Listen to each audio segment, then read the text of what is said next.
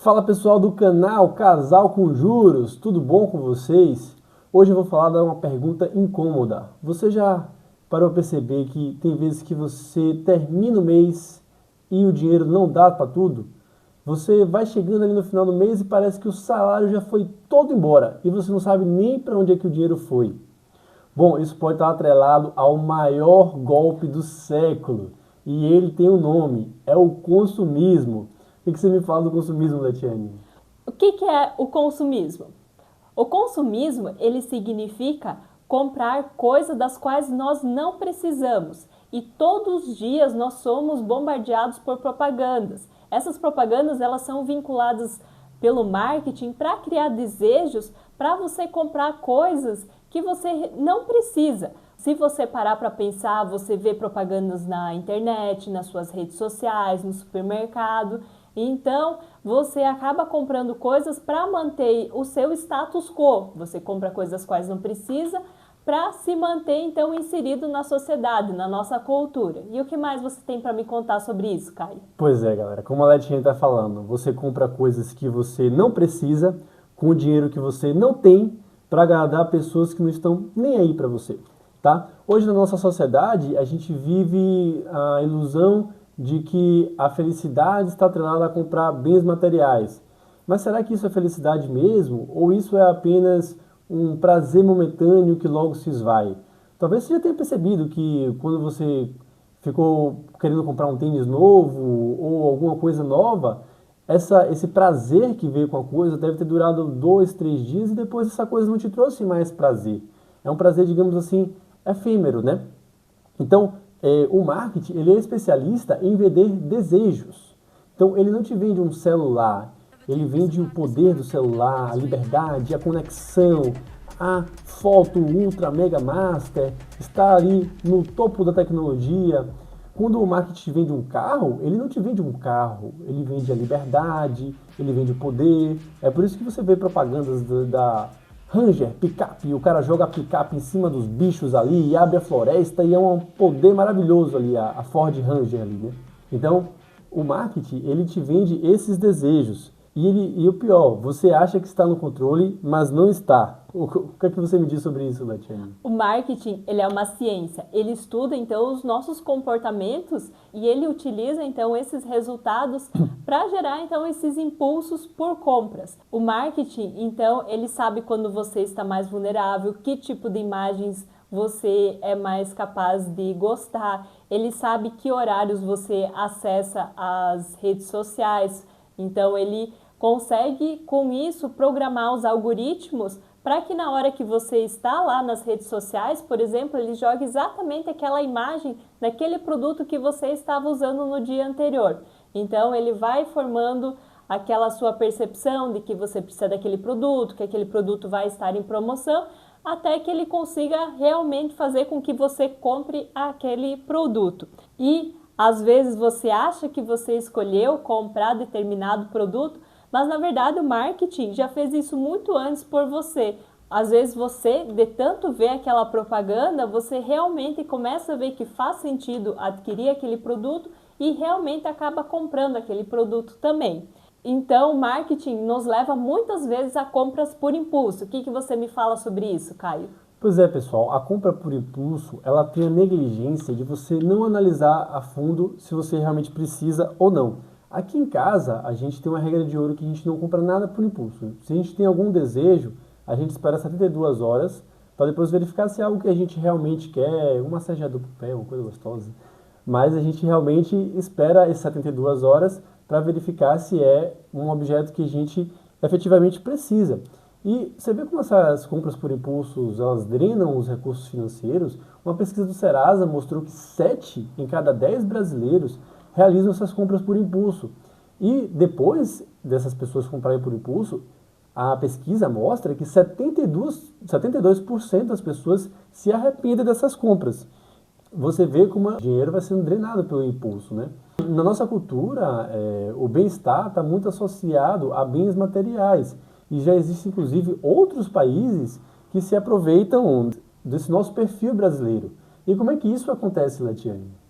Um exemplo de como os outros países se aproveitam do nosso perfil brasileiro aqui foi o boneco Labubu. Não sei se vocês ouviram falar, é um boneco que gerou muito alvoroço na internet.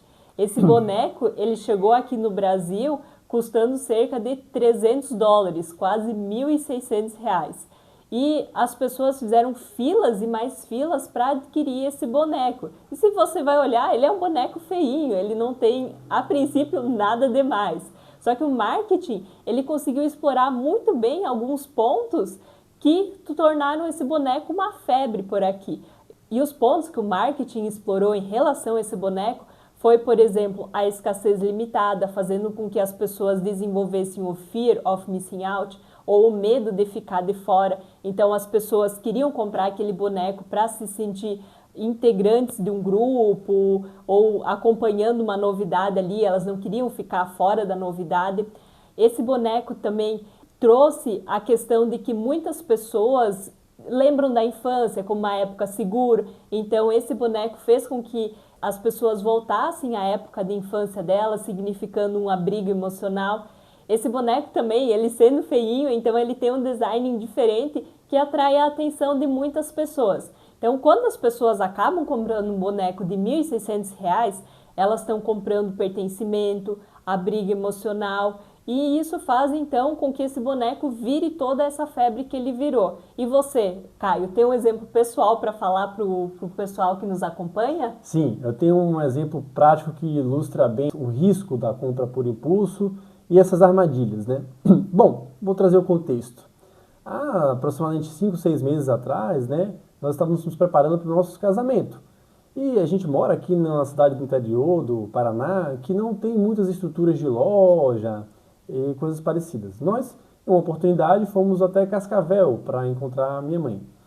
Nessa oportunidade, nós estávamos passeando no shopping e eu vi um terno muito bonito. Um terno cor de giz, slim, e eu fiquei encantado com o terno. Eu olhei e fui lá dentro para conversar. Quando eu entrei, a vendedora já muito experiente, né, ela já fez assim, não, experimente aqui, coloque aqui o terno sem compromisso. Bom, isso já foi armadilha, porque quando eu coloquei o terno, nossa, eu me senti bem. Eu achei o terno bonito, caiu bem em mim, e a Letiane e a minha mãe também acharam muito bonito o terno, né? Mas não tinha perguntado o preço. E quando eu perguntei o preço, ela me disse R$ 2.700. Bom, você vê que ali eu já estava, de certa forma, comprometido, né? E trazer a razão nesse momento é um pouco difícil, porque qual é a lógica, né? Um aluguel de um terno para um casamento custa em média R$ 500. Eu já tenho 3 ternos aqui em casa. Eu já não exerço mais advocacia, não uso ternos, né? Será que eu realmente precisava comprar um terno de R$ 2.700 ou era melhor alugar um de 500, né? Bom, naquele momento ali que eu estava, de certa forma, capturado, a Letiane que me trouxe razão e fez assim, não, vamos dar uma volta, olhar outras opções também. E foi essa a oportunidade que eu tive de realmente sair dali e conseguir parar para pensar se faria sentido ou não comprar o terno, né? Eu trouxe esse exemplo aqui para ilustrar para vocês que todos nós estamos vulneráveis a essas compras por impulso. O exercício da racionalidade é um esforço constante de nossa parte, né? E o que você achou desse exemplo, Letiane? Quando a gente estava lá na loja, eu vi que o Caio gostou muito do terno, só que eu achei o valor caro, né? Eu achei uma facada. Então eu resolvi chamar o Caio de volta à razão, chamei ele para dar uma volta no shopping, para que a gente pudesse organizar mais as ideias. Como dicas práticas sobre o que vocês podem fazer para não serem levados por essa teia do marketing e do consumismo, a gente fala para vocês que é importante ir no supermercado com uma lista de compras, porque aí vocês vão saber exatamente o que vocês precisam comprar. É importante também que vocês vão para lá já alimentados, porque às vezes se vocês vão para o supermercado com fome, vocês tendem a comprar mais coisas do que vocês realmente precisam, ou comprar porcarias, como chocolate, biscoito, que às vezes também não é o ideal. Outra coisa é, quando vocês forem em uma loja para comprar alguma coisa, verem os preços, é importante tirar um tempo para refletir sobre aquela compra, pensar se aquela compra realmente é necessária para a casa de vocês. E por fim, a gente quer falar para vocês que é importante negociar e pechinchar. Tem gente que acha feio negociar, pechinchar, mas a gente tem que se defender também. A gente sabe que os vendedores, eles têm altas comissões, eles às vezes têm ali uma flexibilidade nos preços, então a gente sempre tem que pedir um descontinho para que a gente consiga não pagar tão caro por aquela coisa. E o que você tem para falar para finalizar esse vídeo, Caio? Pois é, galera, se esse vídeo fez sentido para você, se agregou algum valor, considere aqui se inscrever no canal, curtir. Talvez você tenha algum amigo que esteja preso nas teias do consumismo e você possa encaminhar esse vídeo para libertar ele. Então, essa é a oportunidade, tá bom? Muito obrigado por acompanhar hoje e até a próxima.